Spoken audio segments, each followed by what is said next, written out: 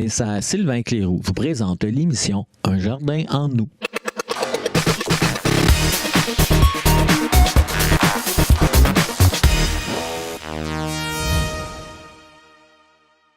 Bienvenue, ici Louise Arcan des serres Sylvain Cléroux. Aujourd'hui, on jardine nos pots pour l'extérieur, la conception, on laisse aller notre imagination. La première chose à faire, on choisit notre contenant. Il y a plein de contenants sur le marché, il y a des cache-pots, des pots. C'est quoi la différence? Quand on appelle un cache-pot, c'est un pot qui n'a pas de trou. Alors, c'est bien important de lui faire un drainage. Celui-ci que j'ai choisi, c'est vraiment une nouvelle tendance qui est vraiment le fun et pratique. C'est qu'il y a un petit bouchon dans le fond. Alors, on peut l'enlever tout simplement pendant le temps d'été parce que c'est mieux qu'un égouttement d'eau.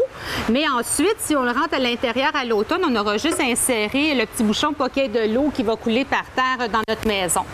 Alors, la première chose à faire, comme toujours, c'est d'offrir un bon drainage à notre plante pour pas que les racines soient dans l'eau. Alors, on peut mettre du gravier, comme je vous ai montré à l'émission précédente. Mais là, vu que mon pot est déjà très lourd, je vais le faire avec du styrofoam. Alors, on récupère nos caissettes de styrofoam, puis simplement les casser et les mettre dans le fond. On va faire exactement le même principe que la pierre. C'est que ça va faire un drainage, ça va empêcher les racines d'être directement dans l'eau. Ça va empêcher que le pot, ça sente de l'eau corrompue. Puis, ça ne sera pas trop pesant aussi. Puis, le styrofoam, c'est très bon parce que ça fait aérer la terre. En plus, ça donne une aération directement au niveau des racines. Alors, on met ça. Ensuite, on va remplir avec de la terre. La terre, comme je le répète souvent, prend le temps de choisir vraiment une bonne terre parce que la base de la réussite, c'est vraiment la terre. Alors, on prend vraiment une terre qui est conçue pour les pots de fleurs. Vous allez voir dans les jardineries, c'est vraiment marqué terre pour empotage ou même la terre tropicale, c'est une très bonne terre, c'est parfait, le choix numéro 1. Alors, on remplit notre pot.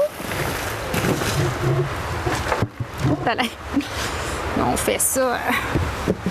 Alors, on remplit notre pot comme il faut. Et voilà. Quand on fait la conception d'un pot, si on veut vraiment que ça soit design, que ça ait vraiment un look assez urbain et très harmonieux, on va choisir une plante, la plante, je dirais, maîtresse de votre arrangement, plus haute, une fois et demie plus haute que la hauteur de votre pot ici. Comme on a choisi un pot qui est moderne, qui est de forme carrée, je vais aller avec des plantes un peu plus de fantaisie. Et moi, j'aime avoir un peu de création dans mes arrangements, changer du fameux dracéna puis du géranium, là, vraiment oser trouver des plantes qui ont du style et qui ont de l'efficacité. Alors, pour débuter, j'ai récupéré un spirus que j'avais de l'année passée. Alors, comme il est très gros, vous pouvez simplement le tailler en deux, vraiment le couper en deux. Vous allez pouvoir faire deux pots. Parce qu'il faut penser que les plantes qu'on plante présentement, là, ils vont avoir 1 à 2 fois, même 3 fois la grosseur initiale que lorsqu'on les plante. Alors, il faut quand même leur donner de la place, là, justement, pour pouvoir profiter. Alors, on va vraiment faire un bon trou. Gardez une bonne motte de terre, parce que quand on brise les racines, ça l'empêche justement la plante là, de s'épanouir. Alors, on va garder là, un bon réseau de racinaires, puis l'intégrer simplement dans notre pot. Alors, on va le... Aussi, l'important des plantes qu'on choisit, la première chose à regarder, c'est se dire où est-ce qu'on veut le placer, ce pot-là. Est-ce qu'on veut le placer dans un endroit qui va être à l'ombre? Est-ce qu'on va le placer dans un endroit qui est plein soleil? Parce que c'est sûr que les plantes qu'on va choisir vont avec l'emplacement de où est-ce qu'on va le placer, notre pot. Alors, moi, c'est un arrangement pour le soleil que j'ai décidé de faire. Alors, j'ai choisi un Spirus, Papyrus. Cette variété-là de Spirus, c'est une variété qui est plus petite. Elle va rester plus petite et plus compacte, qui est une variété à la base aquatique. Mais quand elle est en pot, elle vit très bien. On a juste lui donner un petit peu plus d'eau, puis il n'y a pas de problème. Ça peut aller aussi bien au soleil qu'à l'ombre. Ensuite, j'ai choisi une plante qui est vraiment tendance, qu'on va voir beaucoup quand on voyage dans le sud, fait partie des Mandevilla, un Diplomendia. C'est une variété qui tolère vraiment le soleil. Alors, elle est extraordinaire, très florifère, va vous offrir des belles fleurs tout l'été. Elle est retombante ou elle peut même aussi être grimpante. Alors, si on y aurait mis un tuteur là, elle aurait pu prendre la forme là, désirée qu'on lui donne. Alors, on va mettre le Diplomenzia comme ça. Ensuite, un Hypoméa, qui est une plante très retombante. On peut atteindre facilement là, un 3 à 4 pieds de cascade. Alors, on met ça comme ça. Et j'ai ici caché un beau Gerbera. Le Gerbera, le truc pour le garder en pot, parce que c'est une plante qui souvent va avoir de la difficulté à performer parce qu'elle va avoir trop d'eau ou elle va être trop à l'ombre. Le truc, c'est vraiment de les mettre le plein soleil. Et au plein soleil, ils ont vraiment une très belle performance. Alors, on aurait pu oser plus de couleurs aussi dans mon pot, là. J'ai été quand même sobrement. Et voilà, c'est tout. Et on arrose. Et quand on termine notre plantation, on utilise notre petit granulaire que j'ai parlé, qui est un engrais qui va se dissoudre lentement. Alors, on en met, moi, je mets à main levée, là, simplement dans notre terre comme ça. Et voilà, le tour est joué. On va répéter l'expérience avec notre engrais là, dans 3 semaines à 1 mois, tout simplement. Alors, et voilà. Aussi, moi, ce que je fais beaucoup dans les aménagements en pot, j'utilise beaucoup les plantes tropicales. Parce que les plantes tropicales vont offrir vraiment un côté exotique, un côté festoyant, festif. Alors, c'est bien le fun d'utiliser nos plantes d'intérieur, les palmiers. Il y a plein de variétés. C'est sûr que c'est d'être bien conseillé d'aller dans un centre jardin, des places, il va y avoir des spécialistes qui vont pouvoir vous dire vraiment les propriétés des plantes tropicales. Parce que les plantes tropicales, il y en a qui sont vraiment qu'on peut placer à l'ombre et d'autres qu'on pourrait effectivement mettre sur le bord de la piscine en plein soleil. Mais il faut bien connaître les plantes pour savoir où les utiliser. Alors, et on retrouve des beaux cannas. Maintenant, il y a des coloris de cannas incroyables. On peut utiliser les oiseaux du paradis, les bananiers.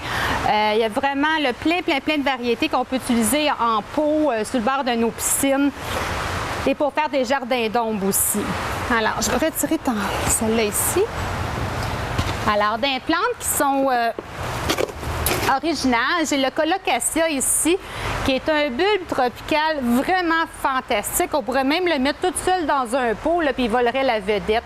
C'est vraiment là, des feuilles extraordinaires, grandioses. Il y a plusieurs coloris dans ces variétés-là. J'ai des variétés qui sont toutes vertes, des coloris toutes verts avec des picots. Il y en a d'autres qui vont avoir des teints plus bronzés. Dans les cannas, c'est la même chose. On a des cannas de toutes les couleurs maintenant. On a des jaunes, des oranges, des roses, des blancs. C'est vraiment le fun de voir maintenant comment la culture ici, quand même, au Québec, a évolué au niveau exotique, au niveau trouvaille, et comment qu'on ose plus qu'avant. Parce que le but en jardin aussi, en aménagement, c'est d'oser. Oser mettre des couleurs, oser mettre de la vie, faire des expériences. C'est ça qui fait que le jardinage devient intéressant et très réussi. Alors ici, j'ai un petit jardin d'ombre qu'on a fait. Ici, c'est l'hypoestase, très utilisé en jardin d'ombre, qui a vraiment un coloris, vraiment le fun qu'on peut utiliser dans les jardins d'ombre. Le bégonia rugueux, qui est vraiment une plante à découvrir parce que c'est vraiment le seul bégonia qui a vraiment une floraison tout l'été et qui a vraiment là, des coloris exceptionnels. Et le fameux Lysimachia qu'on peut utiliser pour l'ombre aussi. Alors, je vous invite à venir me voir au CERF. On est là pour vous conseiller, vous aider. C'est notre passion, les fleurs. C'est ma passion de faire des jardins, de faire de la conception de pot. Alors, ça va me faire plaisir de vous aider et de vous donner les plus beaux conseils possibles. Pour parler des besoins des plantes, il faut les observer. Il faut regarder, est-ce que c'est une tige qui est mince, est-ce qu'elle est épaisse, est-ce que la tige contient beaucoup d'eau. Alors, on fait une simple vérification. On peut tout de suite regarder le bégonia ici. C'est évident qu'il contient beaucoup d'eau dans la tige. Alors, il faut attendre que le sol soit sec avant d'arroser. Tout ce qui a des fleurs a besoin de soleil pour s'épanouir. Alors, tout ce qu'on va acheter, comme les hibiscus, toutes nos fleurs annuelles, on les met dans un endroit ensoleillé. Tout ce qu'il y a des feuillages qui sont plus fins, ça va être pour l'ombre. Alors, si on les observe, et aussi, on me demande souvent, ça a-tu besoin beaucoup d'eau? La plante, elle va vous le dire qu'elle a besoin beaucoup d'eau parce que la plante, elle va faire des signes. Son feuillage va être plus vert pâle, la fleur va aller vers le bas. Alors, on fait juste les observer et elles nous parlent. Alors, ici, on a aussi les plantes tropicales. On se fait souvent poser la question, mes plantes tropicales vont-ils en plein soleil? Vont-ils à l'ombre? C'est facile. Aussitôt qu'on a de la coloration dans une plante tropicale, elle a besoin de lumière. Si on ne lui offre pas la lumière, c'est que la coloration va être plus terne. Elle va perdre sa vigueur. Alors, c'est bien important, si on a une plante qui est colorée, de lui offrir un endroit le plus éclairé qu'on a dans la maison. Alors, on a le croton ici, le Song of Indiana, on le met dans un endroit qui a beaucoup de lumière. Les palmiers, on peut les utiliser aussi dans les endroits ombragés. Surtout, tout ce qui est fin, on l'utilise plus dans les endroits ombragés. Et tout ce qui a un feuillage qui est plus dense, on peut les utiliser en plein soleil. Aussi, qu'est-ce qui est important, c'est de leur donner un apport d'engrais. Alors, si on veut vraiment qu'ils soient vives et pleines d'éclat et plein de floraison, on leur permet de lui donner de l'engrais aux 3 semaines. Je recommande, en période que c'est très éclairé, de mettre un engrais aux 3 semaines va favoriser de loin la floraison. Aussi, il ne faut pas avoir peur de nettoyer nos plantes. Quand la floraison est terminée, on les coupe tout simplement. Si on a un hibiscus comme ça, puis on a oublié de le tailler, qui a une tige qui est beaucoup plus longue, il ne faut pas là, se gêner, on le taille. Un hibiscus, habituellement, on le taille 1/3 de sa grandeur initiale. Il ne faut pas oublier qu'un hibiscus fleurit sur les nouvelles pousses. Alors, si on ne l'a pas taillé, à un moment donné, il n'y aura plus de fleurs, il va être tout comme étiolé. Donc, il ne faut pas avoir peur là, de vraiment nettoyer souvent nos plantes, de les tailler, de leur offrir de la lumière et vous allez voir comment ils vont être belles et vigoureuses. Alors, pour les annuelles, c'est la même chose. On ne gêne pas aussitôt qu'une fleur de fanée, on les enlève. Plus qu'on enlève, plus que ça va favoriser les boutons et plus qu'elle va fleurir. Alors, on nettoie le plus possible nos plantes. Et on n'arrose pas au soleil, on arrose le matin et le soir. Parce que si on met de l'eau sur notre feuillage, ça va cuire avec le soleil. Alors, on arrose le matin et le soir. Et avec ces quelques conseils, je suis certaine que vous allez avoir les plus belles fleurs de votre saison. Alors, on parle d'aménagement paysager. On est à choisir nos matériaux. Par quoi qu'on commence, Martin? Pour commencer, qu'est-ce qui arrive? Moi, je me déplace chez les clients. On arrive avec nos catalogues comme ça, peu importe le fournisseur. À partir de là, on regarde les images, on regarde les couleurs. Les clients, toujours, eux-mêmes, vont choisir leurs matériaux. Moi, je vais leur suggérer qu'il va bien s'agencer le choix de couleurs. On va leur mettre un paquet de suggestions sur la table. Eux vont faire le choix. De coup que le choix va avoir été établi, moi, je vais emmener les échantillons lors de la prochaine visite à la maison. On va mettre les échantillons vraiment collés sur la maison pour regarder si les couleurs se prolongent bien ensemble. Ah, bien, c'est merveilleux. Aussi, les tendances ont changé. C'est quoi les couleurs à la mode cette année? Les couleurs qu'on se fait de plus en plus demander, il y a le gris Champlain, toujours dans les produits Tecobloc. Il y a le gris Champlain. Il y a le moisson d'or, là, je vous dirais, c'est une merveille cette couleur-là. Ça agence vraiment avec toutes les gammes de maisons.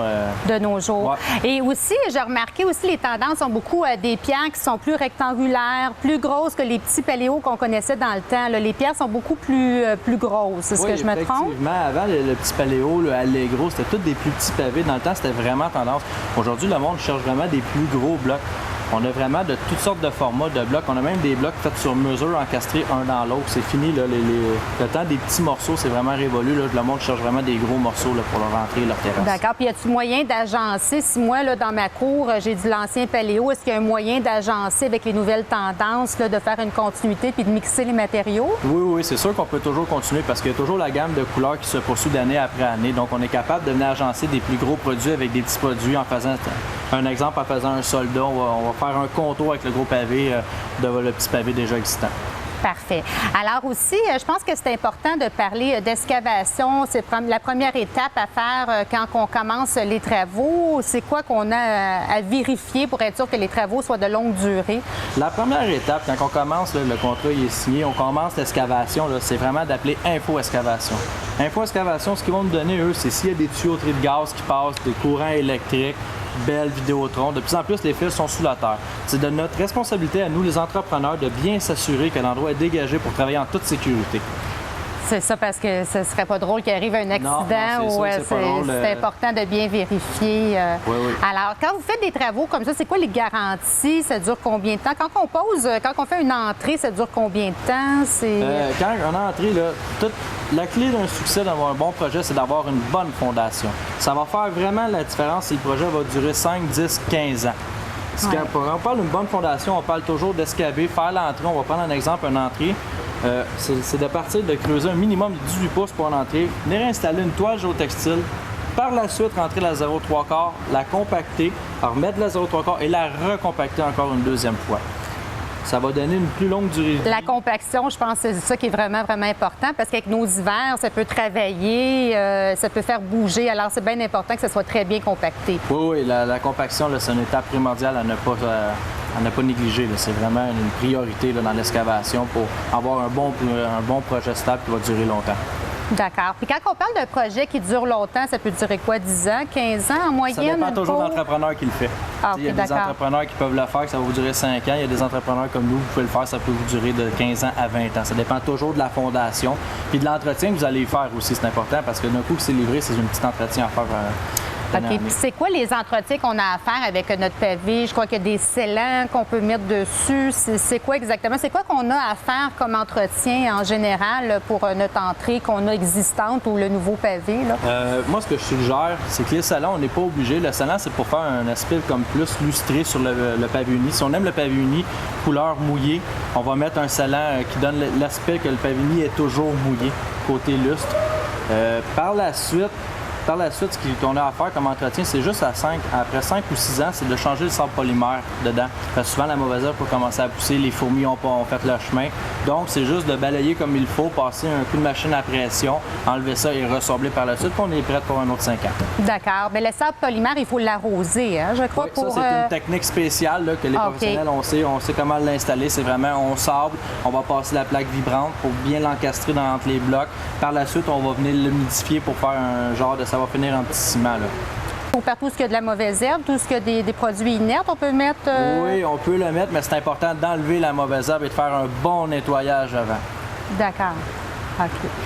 Alors, quand vous enlevez la mauvaise herbe, vous faites ça avec la machine à pression, vous mettez un herbicide, puis après ça, vous allez être apte là, à poser votre sable polymère. Oui, c'est ça. On arrive avec la machine à pression, on nettoie vraiment tous les joints entre chaque pavé uni, on sort tout ça, on balaye d'un bon coup de hausse, on sort tout et par la suite, on vient ressabler comme il faut avec le sable polymère. Pour revenir à nos entrées de pavés, souvent on voit qu'il y a de l'accumulation d'eau dans les entrées qui se forment. C'est quoi qui cause ça? On revient toujours à la base précédente de la fondation. Quand on voit les traces de pneus qui passent dans l'entrée de la voiture, là, puis on voit un creux comme ça, c'est vraiment les pneus, c'est la fondation qui n'était pas faite adéquatement. Il y a une étape qui a dû être sautée lors de la préparation de la fondation.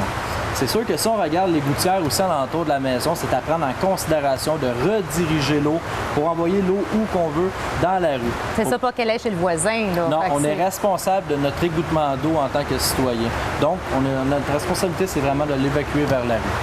Pour s'assurer qu'elle ne reste pas sur le pavé uni, ça va aider vraiment à la longue vie du pavé uni. D'accord. Puis ça, est-ce que c'est des drains que vous faites sous l'excavation? Comment ça fonctionne? S'il y a pas, ça dépend de terrain à terrain. On peut les passer. De plus en plus, on les passe sous vraiment notre excavation, puis on va les emmener directement à la rue. Il y en a qu'on peut tout simplement rediriger si on a une bonne pente adéquate entre la rue et notre entrée de garage. Ça dépend vraiment, c'est du cas par cas. Martin, une fois qu'on est prêt, là, qu'on a installé notre gravier, notre toile géotextile, est-ce qu'il reste des étapes avant de poser notre pavé? Oui, il reste une étape très importante, c'est de faire le nid de pose. Le nid de pose se constitue en poussière de roche. C'est ce qui va faire que notre pavé uni est droite et non bosseux comme ça. Là. On va être capable de vraiment faire une belle pente. Le nid de pose est constitué d'une poussière de roche. On met environ 1/4 de pouce de poussière de roche seulement. C'est juste pour être sûr que tout le pavé uni va être installé vraiment droite et être capable de diriger encore une fois notre eau, là, très important de chaque côté ou dans la rue. Est-ce que vous devez le compacter à la fin ou c'est juste ça puis directement le pavé? Non, on ne compacte pas la poussière de roche. C'est vraiment, on met le moins possible de poussière de roche. C'est vraiment juste pour dire qu'on est capable d'amener ça vraiment au plat et droit là, pour avoir un beau travail. OK, d'accord. Après ça, vous allez installer votre pavé et comme finition, vous allez mettre votre sable polymère vraiment à la toute fin, qui est la dernière étape de réalisation. C'est bien ça? C'est bien ça. À la toute fin, on va venir mettre le sable polymère pour être sûr que la terre et les autres débris, le gazon ne soient pas salis. On va venir mettre vraiment à la fin le sable polymère. Merci beaucoup, Martin, pour ces bons conseils. Et où qu'on peut te rejoindre si on a besoin d'informations? Je suis toujours disponible au serre Sylvain Cléroux. On peut appeler directement ici en boutique. Ils vont me transférer l'appel sur mon cellulaire si je ne suis pas au bureau. Et il y a toujours les journées portes ouvertes le dimanche, donc je vais être ici dans la matinée à vous attendre à répondre à toutes vos questions directement en boutique. Bien, merci beaucoup. Alors, pour ceux qui disent qu'ils n'ont pas le pouce vert, que les plantes, c'est pas pour eux, c'est trop d'entretien, ça demande trop d'eau, j'ai la solution pour vous, les plantes succulentes. Les plantes succulentes, c'est quoi? C'est des plantes qui ont besoin de très peu d'entretien. Ce sont des plantes qui contiennent beaucoup d'eau, alors on a besoin simplement de les arroser aux 3 semaines ou au mois. Et maintenant, c'est vraiment très tendance. Il y a toutes sortes de coloris et on peut faire vraiment des jardins de toutes les grosseurs et de toutes les couleurs. Alors, si on pourrait faire nos balconnières à l'extérieur, on pourrait vraiment utiliser des plantes succulentes sans problème. L'important, c'est quand on fait des conceptions, c'est aussi d'utiliser le terreau qui va aller pour les plantes succulentes. Parce que ça prend vraiment un terreau qui est spécial. Ça prend un terreau pour les cactus parce que c'est dans la même famille. Alors, c'est un terreau qui va contenir un petit peu de sable, un petit peu de vermiculite pour permettre à la plante de bien s'oxygéner. Alors, on pourrait mélanger dans nos conceptions des plantes de broméliacées, les broméliades, qui sont aussi un peu dans le même genre et qui pourraient permettre d'avoir une petite coloration intéressante dans nos jardins. Les cactus pourraient aussi faire partie là, de nos arrangements floraux avec les plantes grasses parce que c'est un peu le même principe. C'est des plantes qui ont besoin de très peu d'eau. Alors, on arrose, on laisse sécher et c'est tout. Vous pouvez aussi, si vous n'êtes pas fort sur l'arrosage, simplement les vaporiser là, avec de l'eau en petit push-push, là, puis ça serait parfait aussi. D'ajouter une petite mousse comme ça, c'est une bonne chose aussi parce que ça va donner de l'humidité. Puis ces plantes-là, ça aime l'humidité. Alors, si on fait juste mettre de l'eau sur la mousse comme ça va donner de l'humidité puis c'est suffisant. Alors, on aura juste à le remouiller encore sans vraiment vouloir bien arroser. Et le tour est fait. On va avoir des beaux petits jardins de plantes succulentes. On peut les mettre dans la vitre. On peut oser vraiment là, d'aller avec l'originalité. Ce sont des plantes qui ont toutes sortes de formes, toutes sortes de textures. Alors, jouer avec les textures, c'est ça qui met du mouvement dans nos arrangements, qui fait vraiment de nos créations des créations originales. Alors, on mélange les textures, on mélange les couleurs. Ils ont du bleu, du jaune, du vert. Alors, ça met de la vie, ça met de la coloration. Et c'est tellement facile qu'il n'y a plus personne qui peut dire qu'ils ne peuvent pas jardiner. Ça rejoint tout le monde. On parle gazon. Quand on parle gazon, souvent on pense à problème. Nos terrasses sont plus aménagées, nos terrains sont plus aménagés. Ça devient plus problématique de couper le gazon. En plus, avec tous les problèmes de verre blanc qu'on a connus à Laval, j'ai la solution parfaite pour vous, le gazon artificiel. Pour en parler avec moi, je reçois Mme Anna-Lyne de Gestion Embellissement. Bonjour, Anna. Bonjour, Louise. Alors, parlez-nous de vos produits. C'est un peu comme tu disais, Louise, avant, les gazons synthétiques, c'était vraiment de pied de qualité. Maintenant, on a des gazons qui émettent vraiment pareil comme un gazon naturel. À l'intérieur, il y a du chaume. Du chaume, exactement, pour l'aspect naturel. Justement, pour que ça donne un aspect naturel. C'est vraiment des produits de qualité. Ils sont faits de polypropylène. Donc, c'est un produit qui est très résistant. Il y a d'autres produits sur le marché que ça peut être du plastique, mais c'est vraiment aller chercher du polypropylène. Ça va donner quoi? Ça permet l'égouttement d'eau? Ça va faire un bon drainage? Bien, le polypropylène, c'est pour s'assurer qu'il ne s'effrite pas. OK? Également, il y a une texture de 3 couches de latex, justement, pour que le produit, on n'est pas obligé de poser du géotextile. C'est également un produit qui est tissé très serré. Donc, les enfants ne peuvent pas tirer pour enlever les poils ni les chiens, qui est important. Est-ce que c'est toxique pour les enfants? Non, c'est hypoallergène, justement, parce qu'on a maintenant beaucoup de garderies qui utilisent notre produit. Effectivement. Même chose pour les parcs à chiens. C'est rendu extrêmement populaire. Alors, les chiens vont aller sur l'endroit. Vous avez juste à faire un arrosage avec le boyau et c'est tout. OK, d'accord. C'est sûr, j'ai plein de questions qui me viennent en tête. La première chose, comment qu'on installe ça, ce tapis-là? C'est quoi la longévité? C'est super simple parce que c'est un peu pareil. Ça dépend aussi, c'est sûr, de la surface. Donc, si vous voulez l'avoir pour rehausser un peu comme votre table de jardin, vous pouvez juste l'étendre sur votre pavé en dessous, puis ça va vraiment donner de la qualité, de la couleur. Vous pouvez les mettre sur des murs pour faire vraiment un aménagement, surtout dans les condos, les places comme ça. Sinon, si vous allez le mettre en terre, il faut faire l'excavation. Donc, vous allez creuser environ 3 à 4 pouces et vous allez mettre de la poussière de roche. Et puis, juste étendre le gazon. Vous mettez des clous environ 3 pouces à tous les 6 pieds ou dans les endroits stratégiques pour vraiment le brancher par terre. OK, d'accord. Est-ce que ça change de couleur avec le soleil? Non, il est garanti 12 ans. 12 ans, Donc, quand il est même. traité UV, justement, pour qu'il n'y ait pas de décoloration. Donc, le chlore, l'urine de pépite de chien, donc c'est un produit qui est de très haute qualité. D'accord. Alors, je suis sûre que vous avez plein de questions à la maison. Pour avoir plus ample renseignement, vous pouvez vous renseigner directement au Cercle Les Roues qui distribue vos produits.